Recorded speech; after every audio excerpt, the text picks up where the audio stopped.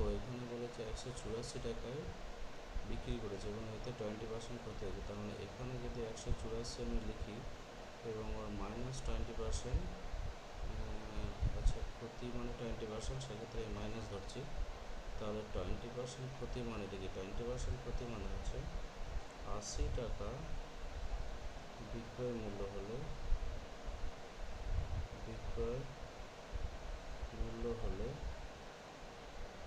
ক্রয় মূল্য সমান 100 টাকা।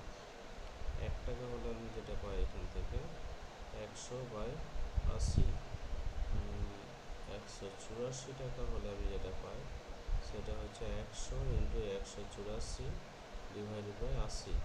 তাহলে এটা আমি একটা 0 কাটলাম।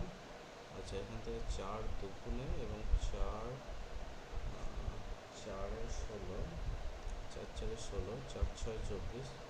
আচ্ছা এটাকে আমি 2 3 2 3, তাহলে দ্রব্যটির ক্রয় মূল্য হচ্ছে 230 টাকা। কেমন? 230 টাকা এসে কিনেছিল। এখন দ্বিতীয় ক্ষেত্রে বলছে 23 টাকা লাভে বিক্রি করলে। তার মানেটা কি? 230 টাকায় লাভ হয় 23 টাকা। কেমন? তাহলে 1 টাকায় লাভ হয় হচ্ছে 223/230 এবং 100 টাকায় লাভ হয় যেটা হবে 23 × 100/230। একটা 0 গেল, 23 গেল, তাহলে এখানে 10% তার লাভ হবে। তার মানে সঠিক অপশান হচ্ছে option A. Okay, thank you.